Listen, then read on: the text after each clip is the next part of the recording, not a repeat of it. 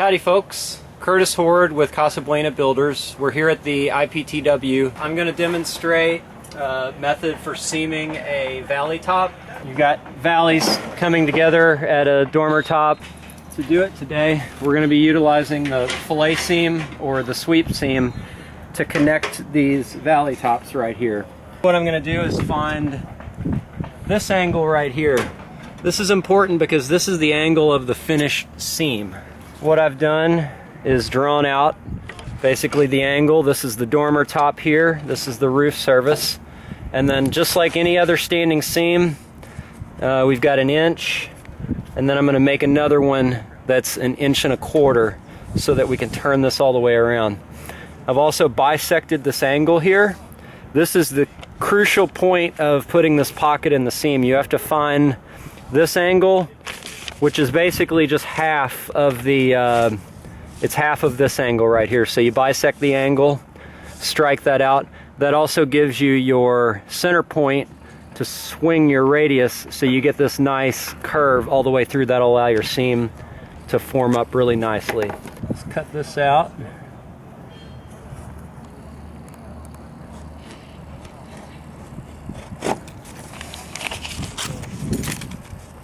And we're going to separate these two.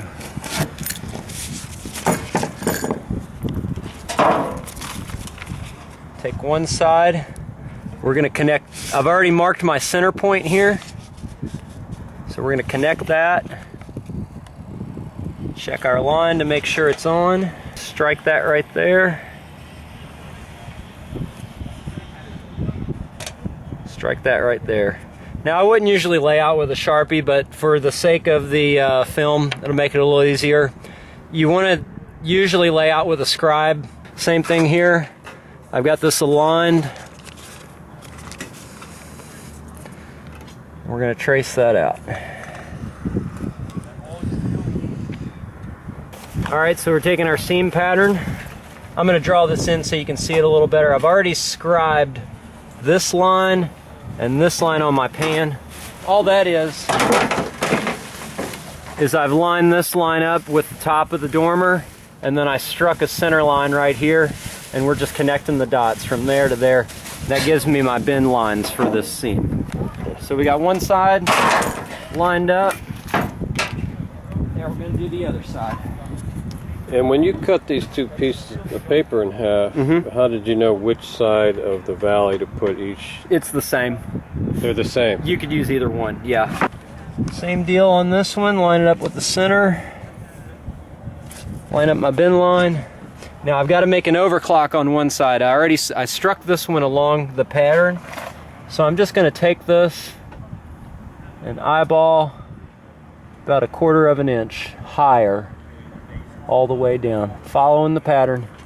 We're still going to strike the same fold line right here. Then we're going to do the same thing again. So just like a standing seam roof, we're going to have one side that's 1 inch and one side that's 1.25 inches. All right, so we got our two sides. This is our underclock. This is our overclock. Now we're going to cut it out, twist it, seam it up.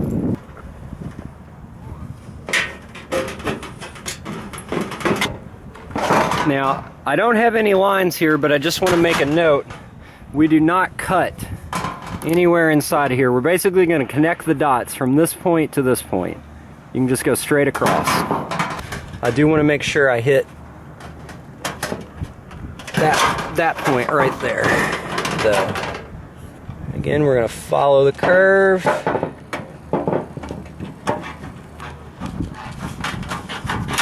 We're doing this for demonstration purposes, but when you lay this out, you want to make sure you get a nice laser line on there so that your seam tolerances are good and tight. Too much material, it'll bunch up and crack.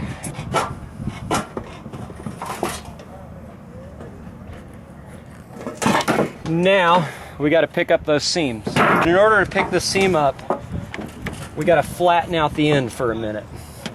We want to get this middle crease here, where the valley line was, we want to get that out of there completely because we're not going to use that crease at all. When we fold this up, we're going to get this point and this point to meet each other. That's the goal here.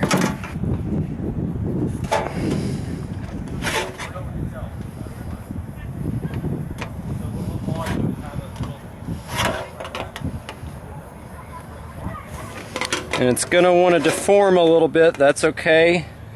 You just don't go too far with your brake. Just start to slowly pick it up and get it into position. So we're going to bisect that angle right here. This is what we're shooting for. This is a twisting tool that's used to put those pockets in the metal. This tool's a little too big for what I'm about to do. As you can see, I've got from here to here. If I put that in and try to twist this, it's going to deform the whole thing. So we've got to use a little bit finer tool.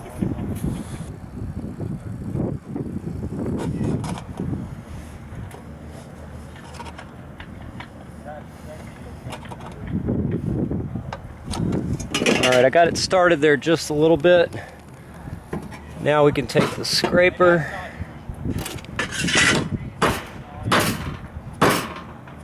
start to work that in. These really tiny pockets like this are a little more difficult to do.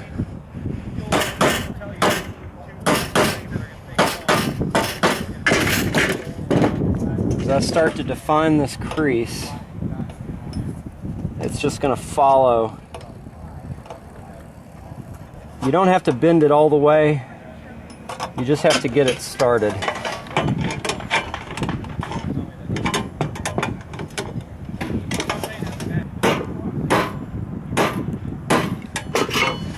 Now we're really starting to define that. Don't want that bubble down here. So keep working it in with the scraper.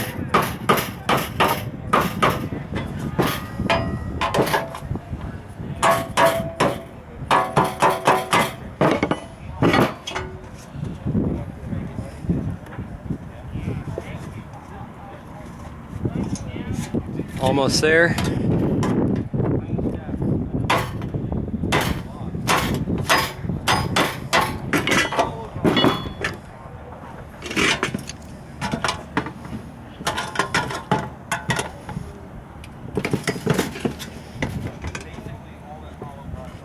Now see, it's starting to cross over itself there.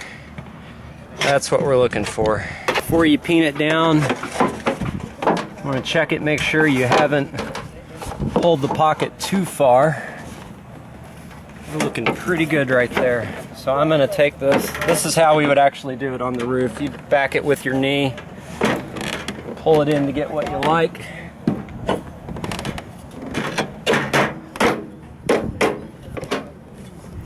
Sometimes it's helpful to take a nail head. You don't pierce the valley, but you take a nail head and put it down right here to hold that edge down.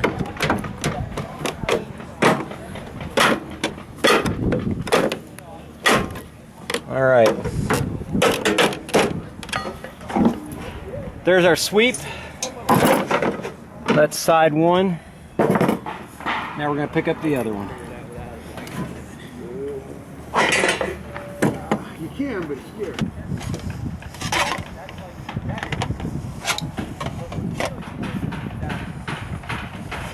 Alright, same process as the other one. We're just gonna slowly pick it up here. Don't go too far. We don't want to warp it too bad. Just make sure we're on the right one. It's gonna be that point and that point. So we want to half that. And we're folding with the water, so we're always going to twist this way. Water's running downhill. That pocket is folded over itself this way. Always twist with the water.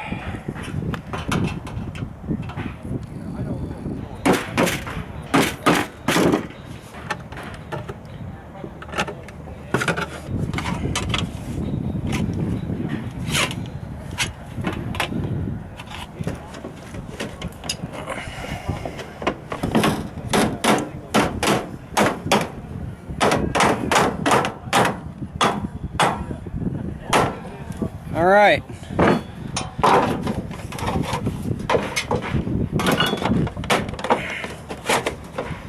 Now you can see we got two sides, underclock, overclock, and we're ready to seam this up now. This little bit of the pocket right here, sometimes it gets away of the fold. You can notch it from here up to here. That's really the only area of that you can cut out. If you go any lower than that, the top of this pocket is going to be below your second fold, so there's a possibility of water backing up into the top of that pocket. I'm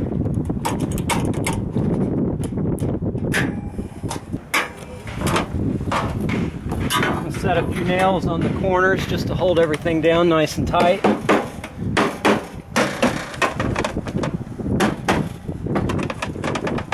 Now, curved iron, we would usually use this for a curved seam like this. We've got just a little bit, the radius is almost too much on this because this is a pretty gradual curve.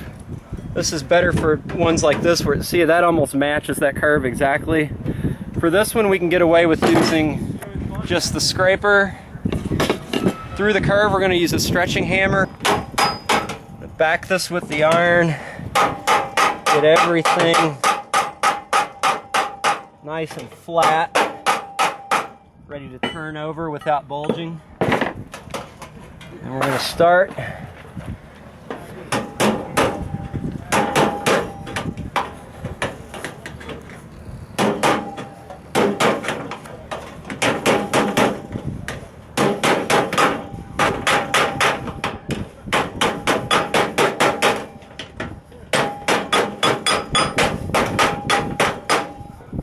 Got a little bit extra material in there where it bulged out. I'm going to get rid of that. Again, don't lay out with a Sharpie. This won't happen to you.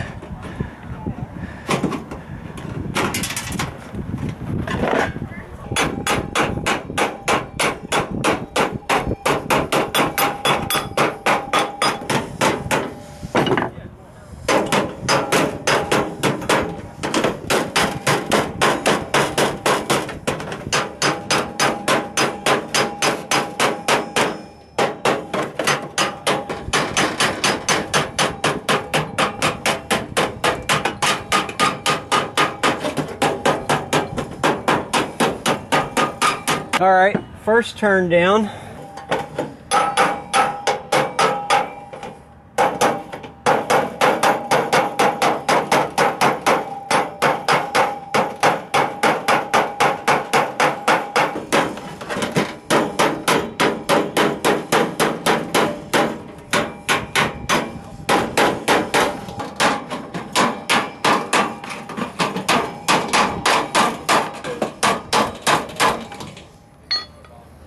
There you have it. Of course, we'd finish this all the way out, seam this through the rest of the way, and then you can take this seam right here, fold it straight down, and roof over top of it just like any other valley.